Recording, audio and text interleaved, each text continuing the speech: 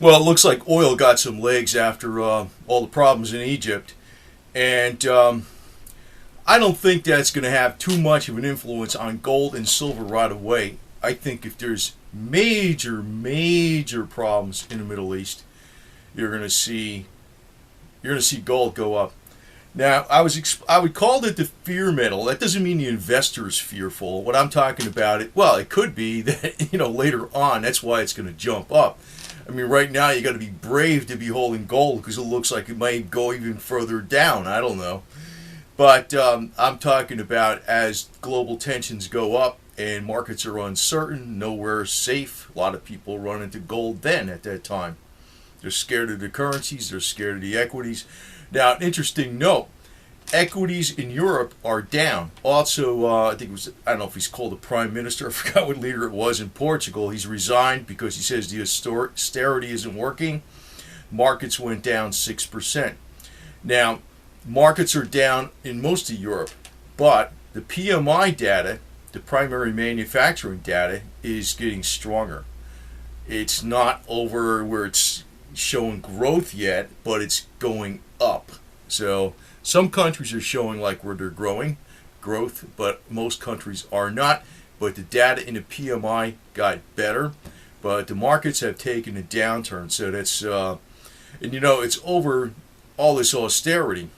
So this is a good indicator of the future, big time. More QE in Europe.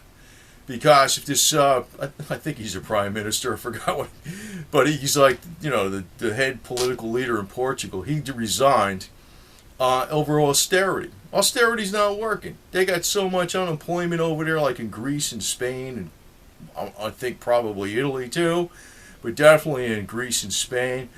That's not working. They're going to have to change. That's all there is to it. So, Now, as far as what's going on in Egypt, this situation actually is going to continue to escalate. It looks like, because it's like the president over there, whose name is Mohamed Morsi. He says he's not going to comply with what the military said. He's going to just stay in power. So the military, they got the Muslim Brotherhood fighting back because the Muslim Brotherhood headquarters got destroyed and all this stuff. And actually, some of the signs that the protesters were showing, they weren't shown on a major media in the United States because they're carrying these big signs. This is what if you can't trust, like you're backing the Muslim Brotherhood, look at the way they are, look at the kind of problems they create. How could you trust them to even provide for the security of Israel? Now, one thing I've been saying, it's not so much that they are backing.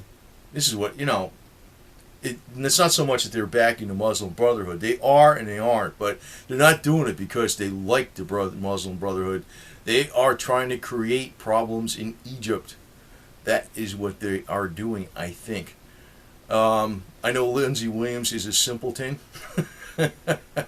but some of this information, I don't know if he's getting it from the Newswire or it's its own. It can't be his own analysis. I know that because this guy is too dumb, in my opinion. But he's probably getting it from somebody he talks to. And, looking at what has went on in the last few years, it's been fairly accurate. Nothing good for his calls as, where silver's going to be at $75, where the price of gold is going to be, where the price of oil is going to be. None of that occurred. But as far as the political stuff, it looks like it's playing out pretty close. And some of that's going to actually influence the commodities a great deal. But it looks like tensions in Egypt are going to continue on because Mohamed Morsi is not going to step down. And, the joke is, it's not a joke, but it's kind of a joke about the political system, not a joke about the unrest. But he says, Nasser, Sadat, and Mubarak all tried to get rid of the Muslim Brotherhood. The joke goes, only Morsi succeeded. Once you put him in power, then the people got fed up and they said, let's get rid of these guys because they're not a problem when they're on the side, but when they got in power, they were the biggest bunch of freaking screwed up idiots going. So that's when the people revolted.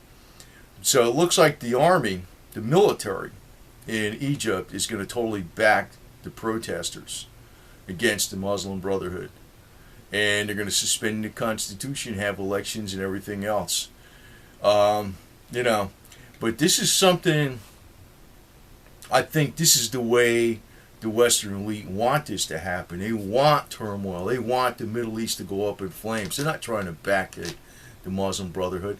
And actually, you know, for you people that think the Jews control the world, I think the real people that control the world are more powerful than any Zionist, any Rothschilds, or anything like that. And if you figure this out, just 2 + 2 = 4, baby. I'm just putting it real simple because this is clear as crystal clear as all hell to me. If they're trying to create tension throughout all the Middle Eastern countries, they're trying to create havoc. Of course, that does not provide for the security of Israel. Doesn't that mean they want to destroy Israel too? Doesn't that mean the elite that really run the West want to destroy Israel?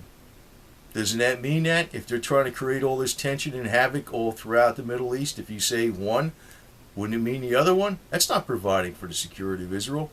And ergo, that actually proves to you that the Zionists and the Jews do not control the world anywhere near what a lot of people think. You know? They got some clout. I ain't saying that. But you know, as far as the Jewish conspiracy theories about global domination, it kind of throws it out the window because it looks like the elite are out there to destroy Israel and maybe Judaism too. That's what I think's going on in reality. All right? And you got to remember, I seem to have, like I said, I've always been around the devils. So maybe I'm right about this shit. So if you think I'm wrong, you think I'm wrong. But you ain't going to change my mind that easily. Something else might change my mind.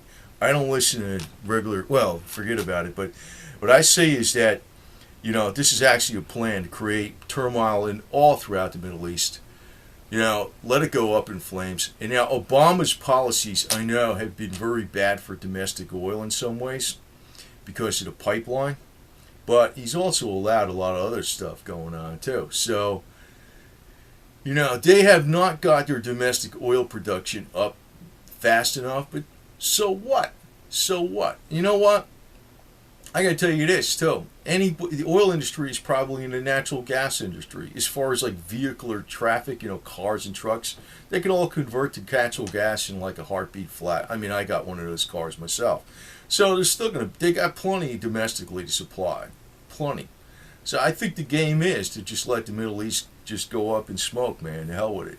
And Israel too. And Israel. That's what I think they're doing. The elite, you know, Jews are pretty strong, but they are not the controllers of the world. No, they ain't. And I think they're getting sacrificed. Some people will be glad about that, but then again, you know, I don't think people get it. Jews actually do get screwed up, man, for no, you know, I don't know. This anti-Semitism on YouTube is beyond belief, man, sometimes because I think the only thing Jews are guilty of is sometimes overreacting a little bit, but if I was in their shoes, I'd be overreacting even more than they would be. So that's the way I look at it. But anyway, it looks like the Middle East is going to go up in smoke. Now, when oil goes above 100, it looks like it's 101 something. I don't know where the hell it's going to close. But usually it runs in these $10 ranges. It might go up to 110 or close to that, you know? So, I don't know if it's going to keep going from there, but I think that prediction about the $150 to $200 barrel, actually, if you look at the oil chart going back and you really look at a bird's eye view, there is kind of like a giant ass bullish flag in there, if you want to look at it that way. And if you just add the bottom to the top and you just put the next flag up, that puts it in like around $200 a barrel or so. Easy. So, you know, it may actually get there, no problem. And when it does, you're going to need your silver, you're going to need your gold, because when fuel goes up, food goes up. It's energy, it's everything. It's across the board. And that's going to actually make the precious metals go up a lot. So, and I know there's predictions out there for gold to go below $1,000 and stuff. You know, I don't know. I'm not buying it right now to go that low, because it looks like there's more buyers moving into the markets now. And it's not so much the Western buyers, but it's the India and Chinese buyers and Russian buyers that are all buying gold, and central banks. So I don't know how much they can actually bring the price down. Now you're seeing like Barrick, gold, closing down some big sections in Peru, right? So I mean, I don't know. Maybe electronically it could go a little lower, but for to actually think it's going to stay that low, and actually to think that the markets are going to stay up, I think the danger area right now is the equities. If you were, if I actually wanted to throw advice out there, if you made money on the equities this year, I'd get the hell out of them, man. Actually, this is more the time, and you got to play it like this. I don't like like I said, I never throw all my money into precious metals and stuff.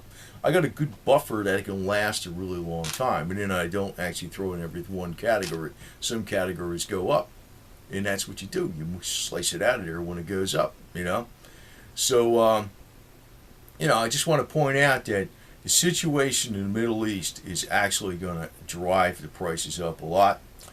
And despite all the anti-Semitism on YouTube, man, there is a shitload of it. All kinds of theories out there. And believe me, I read every freaking conspiracy theory out there about Jews there was. And there's like a little truth. It depends on how you focus it. If you focus in, but I'm saying is, when this whole area goes up in smoke, they're looking to destroy Israel too. The elite, and they ain't Jewish. Forget about that brother Nathaniel. That guy's a freaking. There's something with that guy, big time. I'm just giving you straight talk here from the heart. But brother Nathaniel there's something fishy with that guy, big time. I know he puts out a lot of anti-Semitic stuff. I know people are sick of hearing sick and tired of hearing about anti-Semitism, but you're hearing it from a non-Jew here, man. I'm not a Jew. It actually is true. I'm not kissing their ass either, too. I ain't no Biden. I ain't no freaking Cuomo. I'm telling you right now, they're getting set up. That's what I think, and I don't particularly like that shit. So I always stick with the underdog, and right now, I'm seeing it as the Jews. They're the underdog, and they're getting set up. So that's how I see it, man. So, but just with all the tensions in the Middle East, commodities are getting ready to go. With all the problems with austerity in Europe, they're gonna freaking throw that out. They're gonna go QE. Problems in the United States, they're gonna have to put the gas back on again with the QE even harder. And also China, because once they try to tighten up, some of the banks were actually closing up practically where the people were rioting, trying to get their money out. So China and the United States are going to pursue very expansionary policies. You already know what Japan is. You already know it's going to have to change in Europe. They're going to have to follow very much monetary expansionary policies. Now, that doesn't mean tomorrow that the gold and silver is going to go up. But I'd watch the extreme predictions on the downside because the majority gets it wrong on the upside, which is like, the super bulls. And I go, oh, it's going to be $500 an ounce right away. It may someday. But, on the downside, the negative super bears, they're going to get it wrong too. So I'm holding steady. That's all I'm doing.